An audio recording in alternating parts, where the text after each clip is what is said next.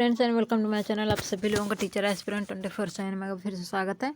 आज हम लोग पढ़ेंगे निपुण। ठीक है, पेडागोजी सेक्शन में आज हम लोग पढ़ेंगे निपुण। निपुण जो कि बहुत ही इंपॉर्टेंट टॉपिक है, एफएलएन के अंतर्गत ही आता है। हम लोगों ने एफएलएन पढ़ लिया है, मैंने पिछली वीडियो में एफएलएन पढ़ाया है। जिसने नहीं पढ़ा वो जाके भी देख सकता है। इसके डिस्क्रिप्शन में आपको उसका लिंक मिल जाएगा एफएलएन का। ठीक है, तो एफएलएन के द्वारा ही ये निपुण लाया गया था। क्यों लाया गया था? एफएलएन के उद्देश्य को पूर्ण करने के लिए। तो ठीक है, तो चलिए मैं आप लोगों की क्लास स्टार्ट करती हूँ। आप लोग जल्दी से फटाफट से लाइक शेयर कर दीजिए, चैनल पर नया है सब्सक्राइब कर लीजिए। हम लोग का आज क्या है? निपुण। निपुण है क्या, पहले ये ज्ञात कर लेते। ठीक है, निपुण की अगर हम बात करें तो निपुण भारत में कब आया था? निपुण भारत में आया था 2021 में। ठीक है, अगर हम बात करें, पूछा जाएगा आपसे निपुण भारत में कब आया, तो 2021 में आया था। ठीक है, अगर हम बात करें निपुण में, जो निपुण में बना है, एन का मतलब क्या होता है? नेशनल। नेशनल का मतलब राष्ट्रीय। एन आई का मतलब इनिशिएटिव, मतलब शुरुआत। पी का मतलब प्रोफिशिएंसी। ठीक है, पी का मतलब प्रोफिशिएंसी। ये यहाँ पे इन रीडिंग विथ क्या है, मैं इसको इधर कर लेती हूँ पूरा थोड़ा सा। हाँ ठीक है, देखिए एन का मतलब नेशनल, राष्ट्रीय। आई का मतलब इनिशिएटिव, शुरुआत करना। पी का मतलब प्रोफिशिएंसी, प्रवीणता या कह सकते हैं सक्षम। ठीक है, क्या प्रवीणता कह सकते हैं या सक्षम कह सकते हैं। इन यहाँ पे ये चीज़ जो निपुण में है, यहाँ पे ये नहीं है। ठीक है, ये पोर्शन गायब है, लेकिन आपको समझना। इन रीडिंग विथ अंडरस्टैंड, यू का मतलब अंडरस्टैंडिंग, मतलब समझ बनाना। यहाँ पे एंड, ठीक है, क्या है? अंडरस्टैंडिंग एंड न्यूमरेसी, मतलब अंक ज्ञान।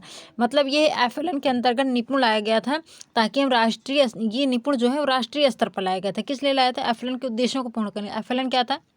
Foundational literacy and numeracy. ठीक है, तो इसके अंतर्गत इसी को लाया गया था।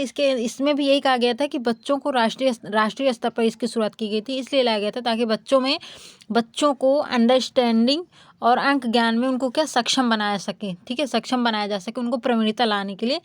अंडरस्टैंडिंग मतलब समझ में, और क्या है? न्यूमरेसी में, अंक ज्ञान में उनको प्रवीण करने के लिए यह निपुण लाया गया था राष्ट्रीय स्तर पर। ठीक है, एफएलएन के उद्देश्यों को पूरा करने के लिए एफएलएन ही इसको लेके आया था। भारत में कब आया था ये? 2021 में। कब आया था भारत में? 2021 में। ठीक है, आप लोग इसको याद रखिएगा। अगला है, आगे क्या है? एफएलएन के उद्देश्य क्या है?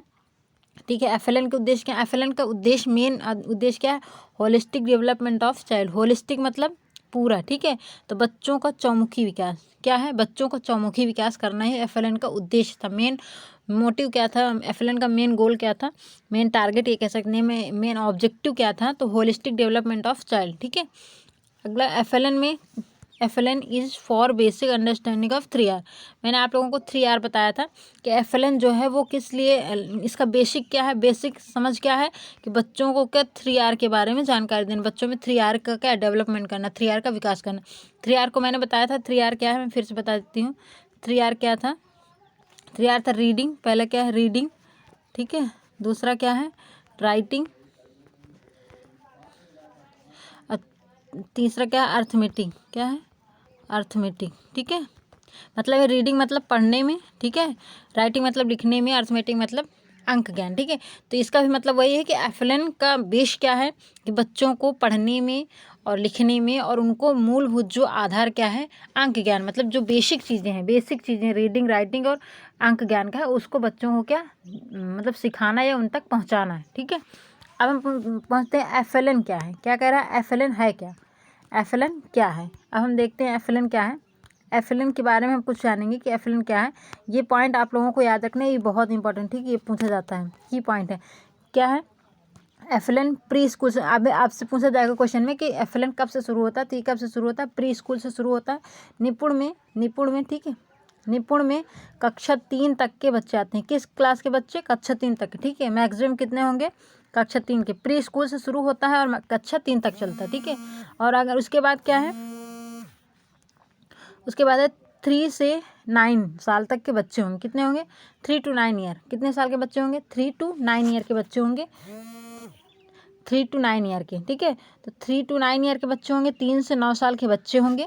तो इसमें कितने होंगे? 3 से 9 साल के। अगर आपसे यहाँ पे क्वेश्चन पूछ जाता है बहुत इंपॉर्टेंट, कि निपुण में या एफएलएन में कितने साल के बच्चे आते हैं, तो 3 से 9 वर्ष के बच्चे आते हैं। और किस क्लास तक के बच्चे आते हैं? तो प्री स्कूल से कक्षा 3 तक के बच्चे। ठीक है, तो ये आपको याद रखना।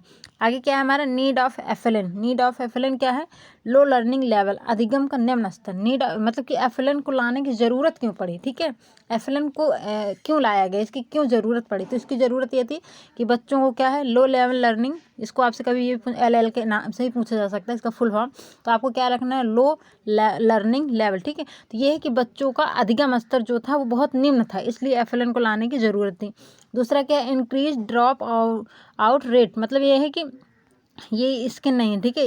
इंक्रीज ड्रॉप आउट रेट मतलब ये स्कूल, ठीक है, स्कूल छोड़कर जाने की दर का बढ़ना, मतलब ये है कि बच्चे ने स्कूल छोड़कर जा रहे थे, ठीक है, तो उसकी रेट में क्या वृद्धि हो रही थी, इसलिए क्या है, इसको FLN को लाया गया, FLN लाना जरूरी समझा गया। उसके बाद क्या है, low level of language and maths, मतलब ये है कि भाषा और मैथ, यहाँ पे क्या है, भाषा और गणितीय कौशलों का स्तर का कम होना, ये भी क्या है, FLN लाने की एक ज़रूरत फील हुई। तो FLN की ज़रूरत किस किस पर आधारित है, अधिगम स्तर का क्या एकदम निम्न होना, ये FLN लाने के लिए ज़रूरी था, ठीक है। बच्चों का स्कूल, यहाँ पे स्कूल है, ठीक है, बच्चों को स्कूल छोड़कर जाना है, ये भी क्या है, एक रीज़न हो सकता है FLN लाने के लिए। तीसरा क्या है, गणितीय भाषा और गणितीय कौशलों का स्तर कम होना बच्चों में, ये भी क्या है, एक मेन रीज़न है FLN को लाने के लिए, ठीक है। आगे एल्पस अप्रोच, ELPS अप्रोच क्या है, ठीक है, ये भी पूछा जाता है, इसका आपसे फुल फॉर्म भी पूछा जाता है। तो E का मतलब एक्सपीरियंस, L का मतलब लैंग्वेज, P का मतलब क्या है, पिक्चर, ठीक है, S का मतलब क्या है, सिंबल, ठीक है। अगर हम लोग इसको आप समझेंगे क्या है हमारा,